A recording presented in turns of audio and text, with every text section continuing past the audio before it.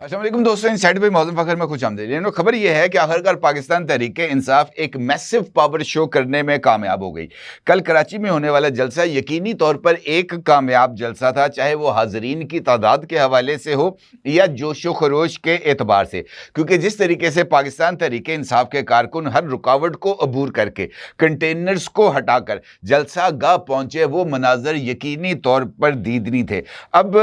इस जलसे ने दर हकीकत अहलियान इक़्तिदार के लिए भी कई सवाल छोड़े हैं, जिनमें पहला सवाल पाकिस्तान पीपल्स पार्टी के हवाले से है कि पाकिस्तान पीपल्स पार्टी ने एक स्टेटेड पॉलिसी जो कि रियासत की जानिब से पाकिस्तान तहरीक इंसाफ के हवाले से डिज़ाइन की गई थी, उससे डिविएट क्यों किया और पाकिस्तान तहरीक इंसाफ के लिए पॉलिटिकल स्पेस क्यों दी। यह सवाल भी अहमियत का हामिल है कि पीपल्स पार्टी और एस्टैब्लिशमेंट के दरमियान खास तौर पर 18वीं तरमीम के हवाले से जो एक तनाव की कैफियत जारी है, क्या पाकिस्तान पीपल्स पार्टी ने उस तनाव में अपने आप को रेलिवेंट करने के लिए पाकिस्तान तहरीक इंसाफ को कामयाब पावर शो का मौका देकर या एस्टैब्लिशमेंट को यह पैगाम दिया है कि जनाब आप ध्यान कर लें, क्योंकि अगर ये जन बोतल से बाहर, जिसकी हल्की सी झलक हमने आपको दिखा दी है, बाहर आ गया तो फिर आपके लिए या मुस्लिम लीग नून के लिए अपने बचाव के जो इम्कानात हैं वो कतई तौर पर कम हो जाएंगे। क्या इस जलसे के बाद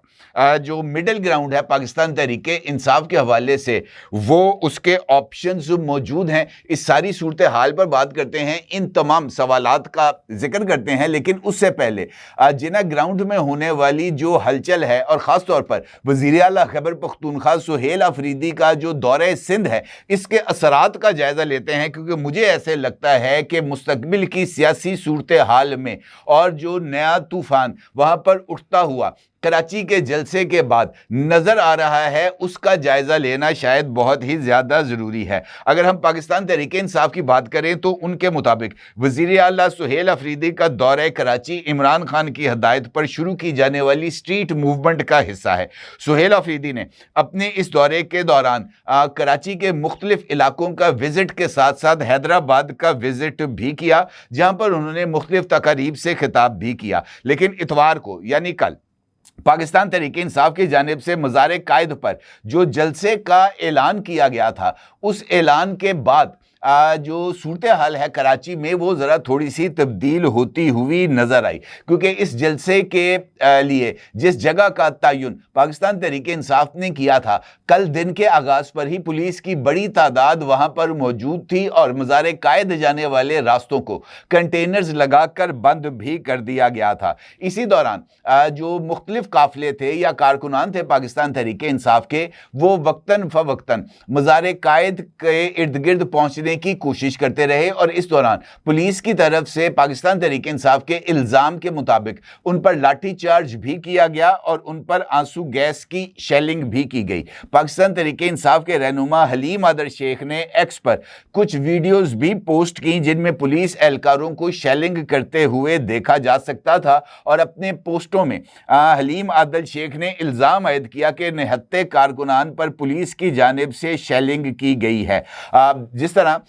खबरें सामने आई और मुख्तलिफ वीडियोज़ सामने आई, वहाँ पर बागे जिना ग्राउंड के अतराफ पुलिस और पाकिस्तान तहरीक इंसाफ के कारकुनान के दरमियान झड़पी होते हुए नज़र भी आई। पाकिस्तान तहरीक इंसाफ ने इब्तदा में जिना ग्राउंड में जलसे के लिए ऐलान किया था और सिंध हुकूमत ने इसके लिए NOC भी जारी किया था, लेकिन बाद में ये NOC को बाद अज़ा मनसूख कर दिया गया। लेकिन ये जो जलसा था, इसके लिए जो सुहेल अफरीदी ने ऐलान किया था, उसके मुताबिक जो तैयारियां थी वो जारी रखी गई। ये बात भी अहमियत की हामिल है कि कल जिस तरीके से पाकिस्तान तहरीक इंसाफ के कारकुनान ने जलसा गाह में अपनी मौजूदगी को साबित किया और वहाँ पर जिस तरीके से लोग जमा हुए, ये यकीनी तौर पर बहुत ही ज़्यादा अहमियत का हामिल था। बिलाशुबा पाकिस्तान तहरीक इंसाफ का कल का जो पावर शो था मज़ार कायद के अहाते में, वो बिलाशुबा बहुत ही ज़्यादा पावरफुल था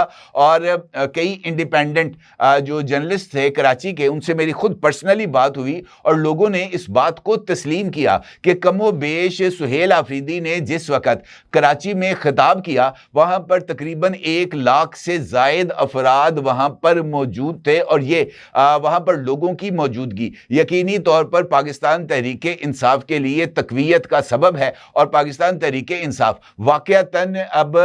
इस बात पर जो है उनकी तरफ से राय सामने आ रही है कि जो प्रेशर कुकर के अंदर प्रेशर था वो अब प्रेशर कुकर को फाड़ने के लिए काफ़ी है। और मुझे ऐसे लगता है कि पाकिस्तान तहरीक इंसाफ सिंध में ये जिस तरीके से कारकुनान बाहर निकले हैं उसकी बुनियाद पर पंजाब के अंदर भी किसी नए पावर शो को डिज़ाइन करने की कोशिश करेगी, लेकिन पंजाब में उनकी कामयाबी ही इनफैक्ट पाकिस्तान तहरीक इंसाफ के जो पॉलिटिकल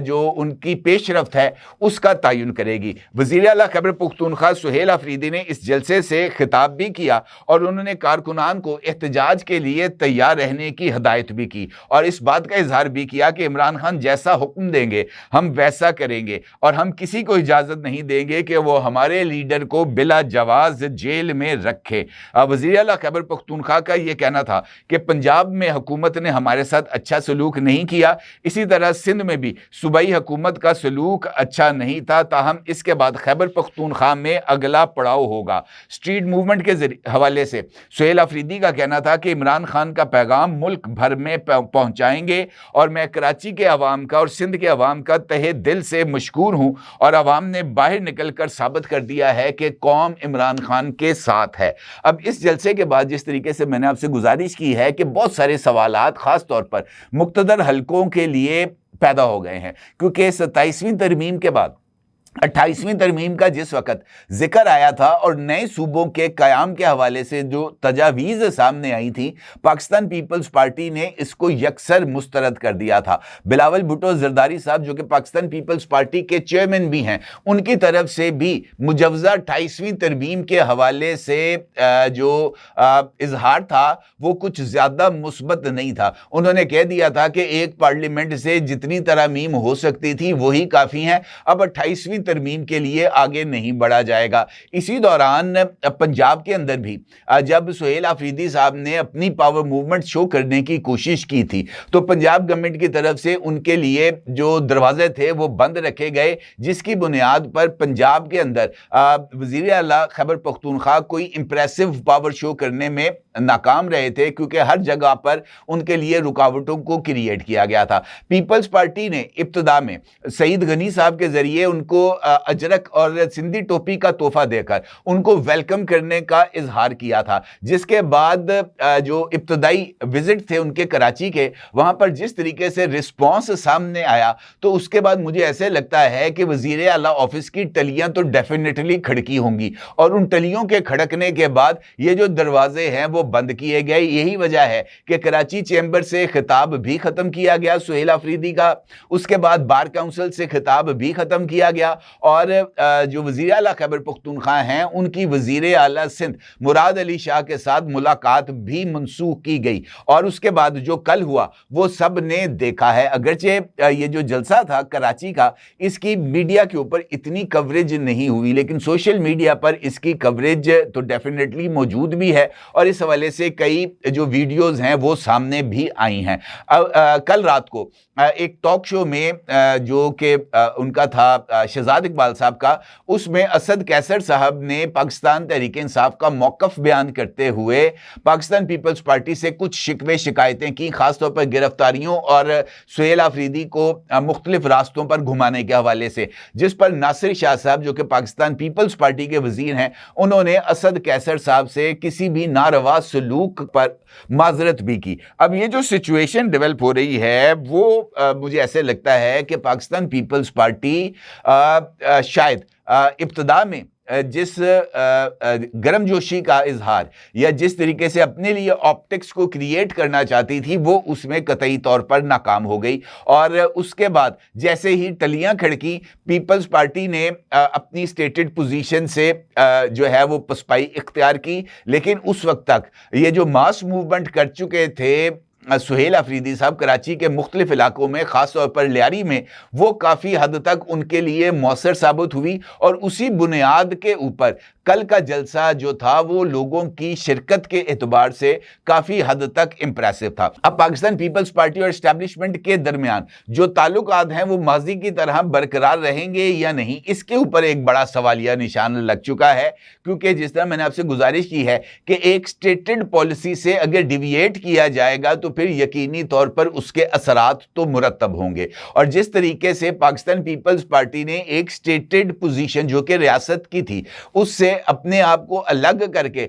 पाकिस्तान तहरीके इंसाफ को पावर शो करने या उनको स्ट्रीट मूवमेंट के लिए गुंजाइश देने का फैसला किया, वो यकीनी तौर पर आला हलकों में उसको पसंदीदगी की नजर से नहीं देखा गया। और चूंकि एक इंप्रेसिव पावर शो हो गया तो फिर यह सवाल यकीनी तौर पर मौजूद हो गया या लोगों के इल्म में आ गया कि अगर इस तरह की रियायतें या इस तरह का माहौल पंजाब में या दीगर सूबों में मिलेगा तो पाकिस्तान तहरीके इंसाफ इससे ज्यादा मौसर अंदाज में अपने पावर शो कर सकेगी। और फिर लोग सोशल मीडिया पर यह इजहार भी कर रहे हैं कि कप्तान के खिलाड़ी ने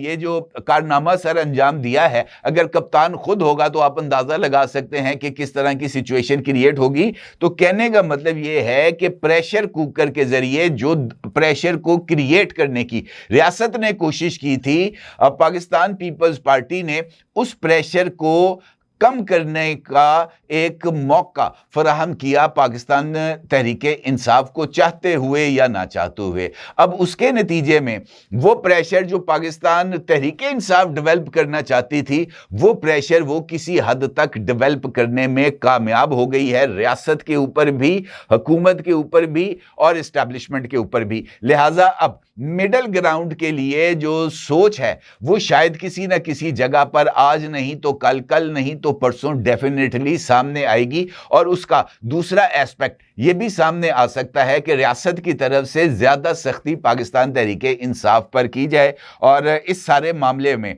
अगर कोई लूजर मुझे नजर आ रहा है तो वो पाकिस्तान पीपल्स पार्टी ही है, क्योंकि कल जो कुछ कराची में हुआ या जो कुछ सिंध में हुआ वो पाकिस्तान पीपल्स पार्टी की नाकामी के तौर पर उनके खिलाफ चार्जशीट में एक बड़े इल्जाम के तौर पर तहरीर कर दिया गया है। और ये जो negative points Pakistan Peoples Party को मिले हैं ये उनके मुस्तकबिल की सियासत के अंदर एक बड़ी रुकावट का सबब बनते हुए मुझे नजर आ रहे हैं। अपनी राय को जरूर इज़हार कीजिएगा। आपका बहुत शुक्रिया। अल्लाह हाफिज।